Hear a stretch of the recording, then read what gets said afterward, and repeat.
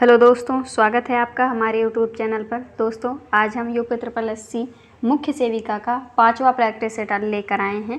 आइए उन्हें सॉल्व करते हैं। वीडियो अच्छा लगे तो लाइक शेयर सब्सक्राइब जरूर करें। आपका पहला क्वेश्चन है, किसके अनुसार सामाजिक समस्या एक ऐसी दशा है जो चिंता, तनाव, संघर्ष या नैराश्य उत्पन्न करती है और आवश्यकताओं की पूर्ति में बाधा डालती है। ऑप्शंस दिए गए हैं डब्ल्यू बेलिस बीवर, राब एवं सेल्जेनिक, पाल लैंडिस या उपर्युक्त में से कोई नहीं। तो इसका राइट आंसर हो जाएगा ऑप्शन ए। ठीक है, डब्ल्यू बेलिस वीवर जो है वो इन्होंने कहा था कि सामाजिक समस्या एक ऐसी दशा है जो चिंता, तनाव, संघर्ष या नैराश्य उत्पन्न करती है और आवश्यकताओं की पूर्ति में बाधा डालती है। याद रखिएगा, डब्ल्यू बेलिस वीवर ने ये जो है कहा था ये कथन। अगला क्वेश्चन है आपका, बाल दुर्व्यवहार बाल श्रम की सामाजिक निवास स्थानिक व्याख्या किस विद्वान ने प्रस्तुत की है। ऑप्शंस दिए गए हैं फील्डमैन, गेल्स, जेम्स गेरबिनो या स्टीन मेटस। बताइए आप लोग इसका राइट आंसर कौन सा हो जाएगा। तो दोस्तों इसका राइट आंसर हो जाएगा ऑप्शन सी, जेम्स गेरबिनो। ठीक है, बाल दुर्व्यवहार और बाल श्रम की सामाजिक निवास स्थानिक व्याख्या जो है जेम्स गेरबिनो ने प्रस्तुत की थी। अगला क्वेश्चन है, इसकी व्याख्या दी गई है, सामाजिक निवास स्थानिक व्याख्या जेम्स गेरबिनो ने कब प्रस्तुत की थी। 1977 में। ठीक है, 1977 में प्रस्तुत की थी, जिनके अनुसार बच्चे के साथ दुर्व्यवहार का स्वरूप उस पर्यावरण जिसमें व्यक्ति एवं परिवार रहता है की विशेषता पर निर्भर करता है। अगला क्वेश्चन है आपका, बाल दुर्व्यवहार कितने प्रकार के होते हैं। ऑप्शंस दिए गए हैं शारीरिक, लैंगिक, भावात्मक या उपर्युक्त सभी। बताइए आप लोग इसका राइट आंसर क्या हो जाएगा। बाल दुर्व्यवहार कितने प्रकार के होते हैं। आइए देखते हैं इसका राइट आंसर क्या होगा। तो दोस्तों इसका राइट आंसर हो जाएगा ऑप्शन डी, बाल दुर्व्यवहार के प्रकार शारीरिक, लैंगिक और भावात्मक ये सभी होते हैं। ठीक है, व्याख्या दी गई है, बाल दुर्व्यवहार का प्रमुख कारण अधिकांशतः प्रौढ़ दुर्व्यवहार करने वाले माता पिता मालिक की अपने वातावरण में अनुकूलन में असफलता का असमायोजन है। अगला क्वेश्चन है आपका, राष्ट्रीय बाल श्रम परियोजना को किस वर्ष प्रारंभ किया गया। ऑप्शंस दिए गए हैं 1985 ईस्वी में, 1988 में, 1990 में या 1992 में। तो इसका राइट आंसर हो जाएगा ऑप्शन बी, 1988 में। बाल श्रम राष्ट्रीय बाल श्रम परियोजना जो है 1988 में प्रारंभ की गई थी। आइए देखते हैं इसकी व्याख्या क्या दी गई है। वर्ष 1988 में देश के उच्च बाल स्थानिकता वाले 9 जिलों में राष्ट्रीय बाल श्रम परियोजना को प्रारंभ किया गया था। इस योजना के द्वारा रोजगार से हटाए गए बच्चों के लिए विशिष्ट विद्यालयों के संचालन की परिकल्पना की गई है। यद्यपि राष्ट्रीय बाल श्रम नीति को 14 अगस्त 1987 ईस्वी में कैबिनेट की मंजूरी मिली थी। कब? 14 अगस्त 1987 ईस्वी में कैबिनेट की मंजूरी मिली थी। अगला है, किस वर्ष बाल श्रम निषेध एवं विनियमन अधिनियम पारित किया गया। बाल श्रम जो है निषेध एवं विनियमन अधिनियम किस वर्ष पारित किया गया था। ऑप्शन दिए गए 1980, 1985, 1986 या 1990। दोस्तों इसका राइट आंसर हो जाएगा ऑप्शन सी, 1986। 1986 में जो है बाल श्रम निषेध अधिनियम पारित किया गया था। व्याख्या क्या दी गई है, ये देखते हैं।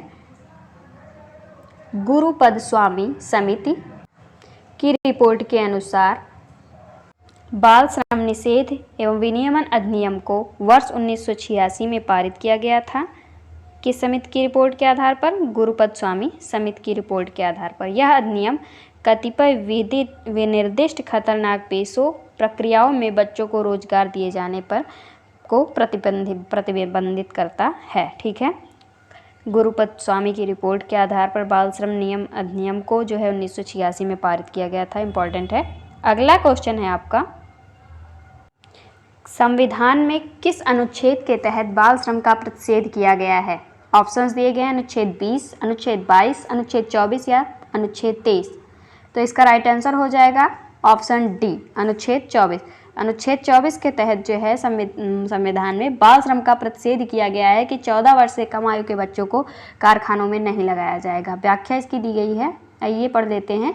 संविधान में अनुच्छेद 24 के अनुसार 14 वर्ष से कम आयु के बच्चों को किसी जो है कारखाने या खान में काम करने के लिए नियोजित नहीं किया जाएगा। और अनुच्छेद 23 के तहत मानव तस्करी, बेगार, बलात्श्रम आदि पर प्रतिबंध लगाता है। ठीक है, अनुच्छेद 23 के तहत जो है तस्करी, बेगार या बलात्श्रम पर प्रतिबंध है, और जबकि अनुच्छेद 24 के तहत जो है 14 वर्ष से कम आयु के बच्चों को किसी भी कारखाने या खान में काम करने के लिए नहीं कहा जाएगा। अगला है, बचपन बचाओ आंदोलन की स्थापना कैलाश सत्यार्थी ने कब की थी? ऑप्शंस दिए गए हैं 1975 में, 1980 में, 1978 में या 1985 में। बताइए आप लोग। जो बचपन बचाओ आंदोलन है इसकी स्थापना जो है किसने की थी? कैलाश सत्यार्थी ने। और कब की थी ये क्वेश्चन आप लोग बताइए। तो इसका राइट आंसर हो जाएगा दोस्तों ऑप्शन सी, 1980 में। कैलाश सत्यार्थी ने जो है बचपन बचाओ आंदोलन की स्थापना 1980 में की थी। व्याख्या दी गई है, बचपन बचाओ आंदोलन एक फ्रंट लाइन एंटी ट्रैफिकिंग और गुलामी विरोधी जमीनी स्तर का आंदोलन है, जिसकी स्थापना वर्ष 1980 में नोबेल पुरस्कार विजेता शांति क्षेत्र में जो है दिया जाता है नोबेल पुरस्कार, कैलाश सत्यार्थी ने की। यह बच्चों की सुरक्षा के लिए भारत का सबसे बड़ा आंदोलन था, जो कि 1980 में शुरू किया गया था। अगला है, भारत में सामान्य तौर पर बालकों की क्या समस्याएं मूलभूत हैं? ऑप्शंस दिए गए हैं, शिक्षा की समस्या, स्वास्थ्य की समस्या, उचित देखरेख न हो पाना या उपर्युक्त सभी। दोस्तों इसका राइट आंसर हो जाएगा उपर्युक्त सभी। भारत में जो है सामान्य तौर पर बालकों की समस्याएं मूलभूत ये सभी हैं, शिक्षा की समस्या, स्वास्थ्य की समस्या, उचित देखरेख न हो पाना, ये सारी समस्याएं हैं। दिया गया है व्याख्या आपका, भारत में सामान्य तौर पर बालकों की मूलभूत समस्या शिक्षा, स्वास्थ्य, पौष्टिक आहार, उचित देखरेख, मनोरंजन की समस्या, निर्धनता इत्यादि है। अगला है, सामाजिक समस्याओं के सैद्धांतिक उपागम कितने प्रकार के होते हैं? ऑप्शंस दिए गए हैं 2, 3, 4, 5। बताइए आप लोग इसका राइट आंसर क्या होगा? राइट आंसर हो जाएगा ऑप्शन डी। सामाजिक समस्याओं के सैद्धांतिक उपागम जो है 5 प्रकार के होते हैं। व्याख्या में उनके प्रकार दिए गए हैं। सामाजिक समस्याओं के सैद्धांतिक उपागम 5 प्रकार के होते हैं। कौन कौन से हैं? सामाजिक विघटन के उपागम, सांस्कृतिक विलंबना का उपागम, मूल्य संघर्ष उपागम, वैयक्तिक विचलन उपागम, मानक शून्यता या एनोमी उपागम। ठीक है, 5 उपागम हैं। अगला क्वेश्चन है, फूलर एवं मेयर्स ने कितनी प्रकार की सामाजिक समस्याएं बताई हैं? बताइए आप लोग। फूलर एवं मेयर्स ने जो है कितनी प्रकार की सामाजिक समस्याएं बताई हैं? ऑप्शंस दिए गए हैं 2, 3, 4 या 5। दोस्तों इसका राइट आंसर हो जाएगा ऑप्शन बी, 3। फूलर एवं मेयर्स ने जो है 3 प्रकार की सामाजिक समस्याएं बताई हैं। आइए देखते हैं। व्याख्या दी गई है, फूलर एवं मेयर्स ने कुल 3 प्रकार की सामाजिक समस्याएं बताई हैं। प्राकृतिक समस्याएं जैसे बाढ़, अकाल, सुधारात्मक समस्याएं जैसे अपराध, गरीबी, मादक व्यसन और तीसरी है नैतिक समस्याएं जैसे कि जुआ, तलाक। ठीक है, फूलर एवं मेयर्स के अनुसार ये 3 समस्याएं बताई गई हैं। अगला क्वेश्चन है, महात्मा गांधी राष्ट्रीय ग्रामीण रोजगार गारंटी योजना किस वर्ष प्रारंभ की गई? ऑप्शंस दिए गए हैं 2005 में, 2006 में, 2008 में या 2009 में। दोस्तों इसका राइट आंसर हो जाएगा ऑप्शन बी, 2006 में। महात्मा गांधी राष्ट्रीय ग्रामीण रोजगार गारंटी योजना 2006 में प्रारंभ की गई थी। व्याख्या दी गई है, मनरेगा कार्यक्रम अधिनियम 5 सितंबर 2005 में पारित हुआ और 2 फरवरी 2006 में प्रारंभ हुआ। वर्ष 2008 में इसे पूरे देश में लागू किया गया तथा वर्ष 2009 से नरेगा में मनरेगा नाम परिवर्तित किया गया। ये सारे जो है तथ्य बहुत इम्पॉर्टेंट है, जो कि आपके राष्ट्रीय ग्रामीण रोजगार गारंटी योजना से संबंधित हैं। क्वेश्चन आएगा आपका, राष्ट्रीय ग्रामीण योजना रोजगार गारंटी योजना किसने प्रारंभ की? तो महात्मा गांधी ने। कब प्रारंभ की? तो 2006 में। और मनरेगा कार्यक्रम अधिनियम कब पारित हुआ था? तो कब पारित हुआ था? 5 सितंबर 2005 में। कब प्रारंभ हुआ? 2 फरवरी 2006 में। पूरे देश ने इसे लागू कब किया? 2008 में। ठीक है। और नरेगा से मनरेगा नाम कब परिवर्तित किया गया? तो 2009 में। इम्पॉर्टेंट है। आइए देखते हैं अगला क्वेश्चन है, राष्ट्रीय अनुसूचित जाति आयोग की स्थापना किस वर्ष की गई? ऑप्शंस दिए गए हैं 2004 में, 2005 में, 2006 में या 2007 में। दोस्तों इसका राइट आंसर क्या हो जाएगा? तो इसका राइट आंसर हो जाएगा ऑप्शन ए 2004 में। राष्ट्रीय अनुसूचित जाति योजना की स्थापना 2004 में की गई। व्याख्या दी गई है, वर्ष 1990 में राष्ट्रीय अनुसूचित जाति और जनजाति आयोग की स्थापना किस संविधान संशोधन के माध्यम से? 65वें संविधान संशोधन के माध्यम से की गई। 89वें संविधान संशोधन अधिनियम 2003 के अनुसार 2004 में राष्ट्रीय अनुसूचित जाति आयोग का गठन किया गया था। ठीक है। अगला क्वेश्चन है, बच्चों के लिए एकीकृत बाल सुरक्षा योजना की शुरुआत कब की गई? ऑप्शंस दिए गए हैं 2009 से 10 में, 2010 से 11 में, 2011 से 12 में या 2012 से 13 में। तो बच्चों के लिए एकीकृत बाल सुरक्षा योजना की शुरुआत कब की गई? राइट आंसर हो जाएगा ऑप्शन ए 2009 से 2010 में। ठीक है। बच्चों के लिए एकीकृत बाल सुरक्षा योजना की शुरुआत 2009 से 2010 में की गई। व्याख्या दी गई है, बच्चों के लिए एकीकृत बाल सुरक्षा योजना की शुरुआत वर्ष 2009 से 10 में की गई। इस योजना हेतु वित्तीयन केंद्र सरकार करती है। ठीक है। इस योजना का जो वित्तीयन है वो केंद्र सरकार करती है और यह योजना उन संघर्षरत बच्चों के लिए जिन्हें संरक्षण एवं देखभाल की ज़रूरत है, उनके लिए यह योजना लाई गई है। अगला है, महिलाओं के संरक्षण हेतु घरेलू हिंसा अधिनियम किस वर्ष लागू किया गया? इम्पॉर्टेंट है। ऑप्शंस दिए गए हैं 2004 में, 2005 में, 2006 में या 2007 में। बताइए आप लोग, महिलाओं के संरक्षण हेतु घरेलू हिंसा अधिनियम किस वर्ष लागू किया गया? तो इसका राइट आंसर हो जाएगा ऑप्शन सी 2006 में। ठीक है। व्याख्या दी गई है, महिलाओं के संरक्षण हेतु घरेलू हिंसा अधिनियम 2005 को 26 अक्टूबर 2006 को लागू किया गया। इसका उद्देश्य ऐसी महिलाओं के संवैधानिक वैधानिक अधिकारों का प्रभावी संरक्षण करना है जो पारिवारिक या घरेलू हिंसा की शिकार हैं। अगला क्वेश्चन है, केंद्रीय सतर्कता आयोग की स्थापना कब की गई? Good question.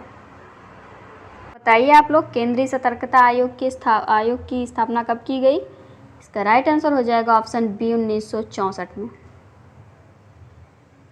व्याख्या दी गई है, के संथानम समिति की सिफारिश के आधार पर भ्रष्टाचार निवारण जांच निरीक्षण परामर्श हेतु केंद्रीय सतर्कता आयोग की स्थापना वर्ष 1964 में की गई थी। किस समिति की सिफारिश पर? तो के संथानम समिति की सिफारिश के आधार पर। ठीक है। अगला क्वेश्चन है आपका, महिला एवं बाल विकास मंत्रालय द्वारा किस वर्ष स्वाधार गृह योजना शुरू की गई? ऑप्शंस दिए गए हैं 2000 में, सन 2001 में, 2002 में या 2004 में।